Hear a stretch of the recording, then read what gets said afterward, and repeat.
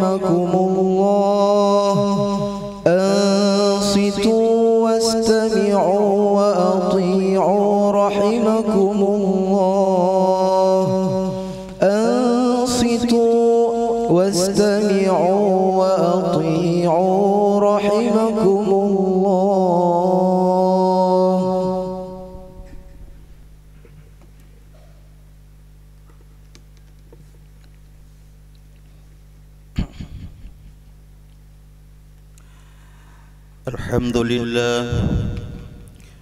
الحمد لله رب العالمين وبه نستعين على أمور الدنيا والدين. أشهد أن لا إله إلا الله وحده لا شريك له وأشهد أن سيدنا ونبينا محمدا عبده ورسوله. اللهم صل وسلم وبارك على سيدنا محمد صلاة وسلاما دائمين متلازمين وعلى آله وأصحابه وأزواجه وذريته أجمعين. فيا أيها الناس أوصيكم ونفسي بتقوى الله. اتقوا الله حق تقاته ولا تموتن إلا وأنتم مسلمون. وقال الله تعالى في القرآن الكريم: أعوذ بالله من الشيطان الرجيم. بسم الله الرحمن الرحيم.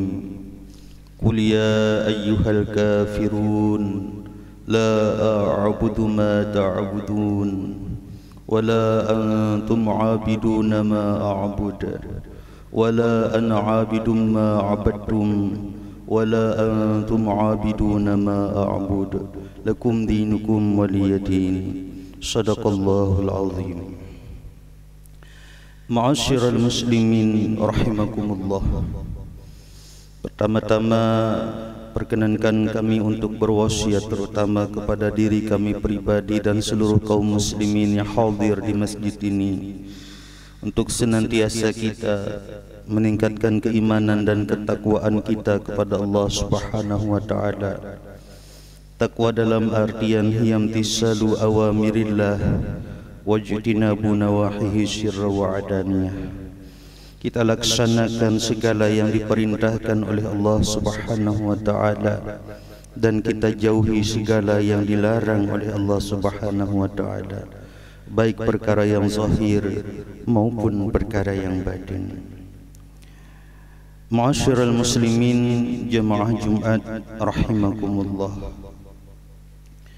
Sebagaimana kita ketahui bahwasanya sudah menjadi sunnatullah apabila kemaksiatan, kemungkaran, kejahatan, perzinahan berkembang di satu masyarakat, maka masyarakat rentan akan ditimpa oleh azab, musibah dan bencana yang ditimpakan oleh Allah Subhanahu wa taala. Maka oleh karena itu Allah mewajibkan kepada kita selaku umat Islam untuk beramar ma'ruf dan bernahi mungkar. Sebagaimana firman-Nya di dalam Al-Quran surah Ali Imran ayat yang ke-110. Allah Subhanahu wa taala berfirman, A'udzu billahi minasy syaithanir rajim. Kuntum khaira ummatin ukhrijat lin-nasi ta'muruna bil ma'ruf wa tanhauna 'anil munkar wa tu'minuna billah. Shadaqallahul azim.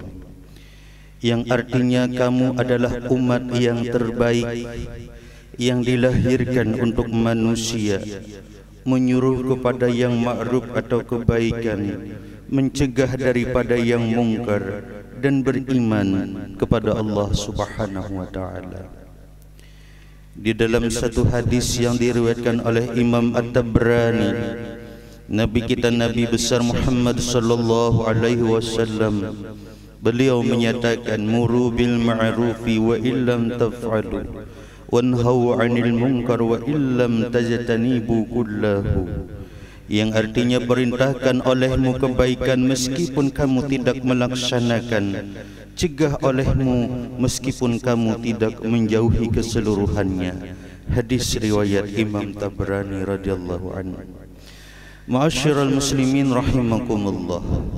Satu ketika Bani Israel yang hidup pada zaman Nabi Musa, mereka ditimpa musim kemarau yang sangat panjang, kelaparan di mana-mana, hujan tidak turun, sungai kering. Akhirnya mereka pun mengadukan nasib mereka kepada Nabi Musa.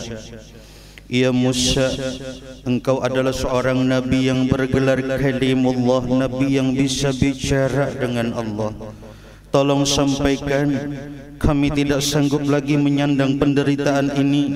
Kemarau berkepanjangan, kelaparan di mana-mana, tolong turunkan hujan. Maka Nabi Musa pun bermunajat di Bukit Tursina, meminta kepada Allah Subhanahu wa ta'ala agar segera menurunkan hujan bagi umatnya. Lalu pada waktu itu disampaikan kepada Nabi Musa, wahai Musa, akan diturunkan hujan kepada kaum kalian, tapi syaratnya satu. Di tengah kaum kalian itu ada seorang laki-laki yang telah 40 tahun bermaksiat. Apabila laki-laki itu masih ada di kampung itu, maka hujan tidak akan turun. Akan tetapi apabila laki-laki itu meninggalkan kampung tersebut, maka hujan akan diturunkan.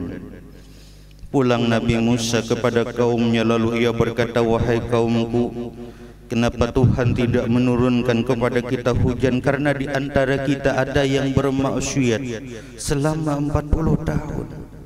Maka aku mohon, kata Nabi Musa, kepada yang melakukan maksiat tersebut agar segera meninggalkan kampung ini. Ditunggu, tidak ada satu orang pun yang berdiri, tidak ada satu orang pun yang meninggalkan kampung tersebut. Namun jauh di ujung daripada mereka yang duduk, ada seorang laki-laki tua yang tertunduk malu, merasa sangat bersalah, hatinya hancur, karena ternyata dialah si ahli maksiat yang dimaksud oleh Nabi Musa. Dalam keadaan malu dia tertunduk, dia hanya berucap dalam hati merintih, ya Rabb, ternyata karena aku kemarau terjadi, karena aku engkau tidak turunkan hujan, ampuni aku ya Rabb, tapi aku tidak sanggup untuk mengaku di tengah-tengah manusia. Aku bertaubat kepada engkau, aku beristighfar kepada engkau. Maka meskipun laki-laki ini hanya bertaubat dari dalam hatinya, seketika itu turunlah air hujan begitu deras dari langit. Nabi Musa terheran-heran, lalu dia berkata, ya Rabb, siapakah orang ini? Siapakah orang ini? Dia belum menampakkan dirinya, tapi kenapa hujan telah turun? Maka dijawab oleh suatu suara, wahai Musa, 40 tahun ia bermaksiat, tidak dibukakan namanya, apalagi sekarang ia sudah bertaubat. Inti dari cerita ini, hadirin, bahwa kemaksiatan yang kadang kita lakukan bisa menimbulkan kemurkaan dari Allah Subhanahu wa ta'ala. Dan apabila kemurkaan itu telah menimpa, bukan hanya menimpa kepada diri atau keluarga kita, bahkan bisa menimpa kepada masyarakat atau bangsa kita. Akan tetapi sebesar apapun dosa kita, sebesar apapun maksiat kita, selama kita mau bertaubat kepada Allah, maka dosa itu akan diampuni oleh Allah Subhanahu wa ta'ala. Makanya di dalam Al-Quran, surah Nuh ayat yang ke-10 dan ke-11, Allah menyatakan, A'udzu billahi minasyaitonir rajim, faqultu astaghfiru rabbakum innahu kana ghaffara. Maka ucapkanlah istighfar, minta ampun kepada Allah, sesungguhnya Ia Maha mengampun akan segala dosa. Dan apabila kita telah mengucapkan istighfar, bertaubat kepada Allah, ayat yang ke-11 menyatakan, yursilis samaa alaikum midrara, maka niscaya akan turun hujan dari langit. Apa makna hujan dari langit? Di antara sebahagian pendapat daripada ulama, itulah rahmat yang turun dalam kehidupan kita. Maka untuk menyambut akhir tahun ini, mari sama-sama kita untuk senantiasa bertaubat, beristighfar kepada Allah Subhanahu wa taala, minimal dengan mengucapkan astaghfirullah sebelum kita memejamkan mata. Kemudian yang kedua dan sekaligus yang terakhir, kita memaklumi bahwa nanti di akhir daripada bulan ini akan tiba satu hari perayaan besar satu agama saudara-saudara kita. Islam mengajarkan untuk bertoleransi. Bahkan satu ketika ada jenazah yang lewat di hadapan Rasul, beliau berdiri. Lalu dikata oleh sahabat, "Ya Rasul, kenapa engkau berdiri padahal ia adalah seorang Yahudi?" Nabi berkata, "Apakah ia bukan manusia?" Artinya apa? Dari peristiwa ini Nabi begitu menghormati orang yang berbeda agama. Demikian pula kita dianjurkan untuk menghormati orang yang berbeda agama dan keyakinan dengan kita. Akan tetapi perlu kita pahami bahwa dalam agama kita toleransi itu ada batasnya. Bangun jembatan silahkan sama-sama, kerja bakti di komplek silahkan sama-sama. Tapi kalau sudah masalah akidah, Allah berfirman dalam Quran surah Al-Kafirun ayat yang ke-6, "Lakum dinukum waliyadin." Bagi kalian adalah agama kalian dan bagiku adalah agamaku.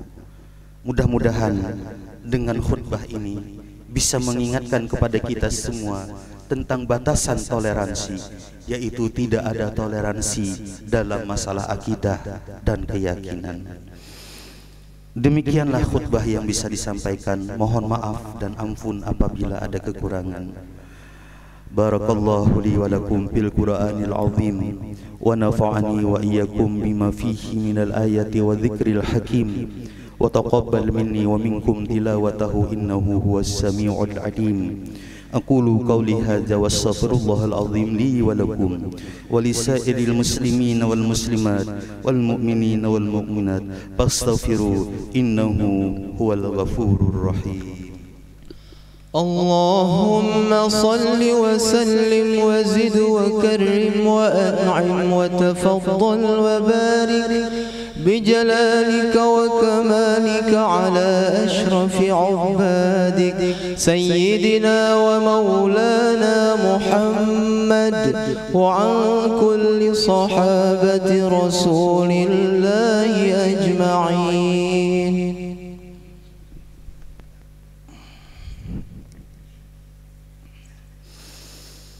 الحمد لله حمدا كثيرا كما أمر. أشهد أن لا إله إلا الله وحده لا شريك له إرغاما لمن جاهد به وكفر. وأشهد أن سيدنا ونبينا محمدا عبده ورسوله سيد الخلائق والبشر. اللهم صل وسلم وبارك على سيدنا محمد وعلى آله وأصحابه مصابيح ورار. أما بعد فيا أيها الناس اتقوا الله وافعلوا الخيرات واجتنبوا السيئات في كل وقت وحين.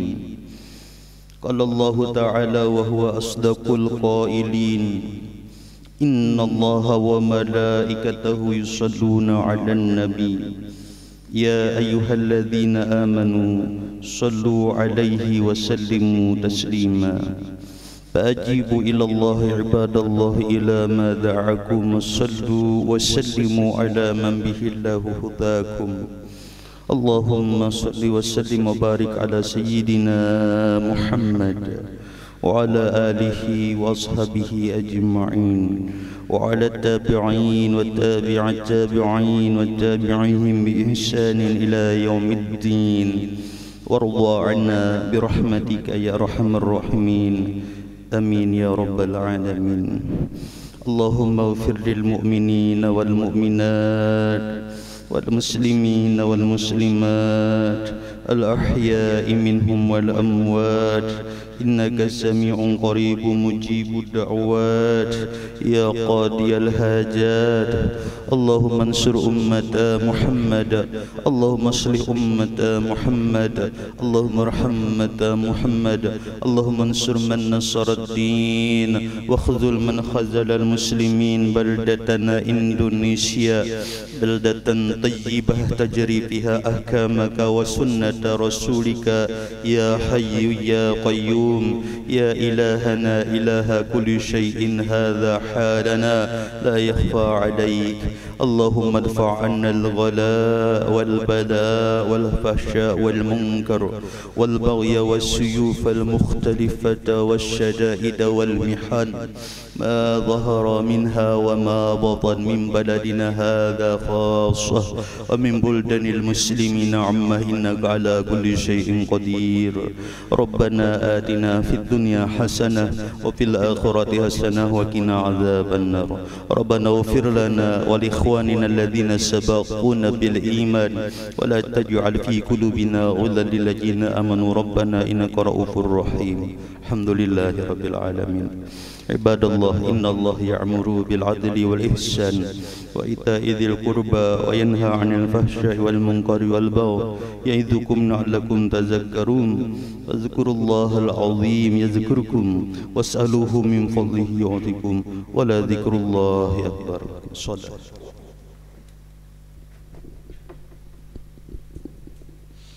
الله أكبر الله أكبر أشهد أن لا إله إلا الله وأشهد أن محمد رسول الله حي على الصلاة حي على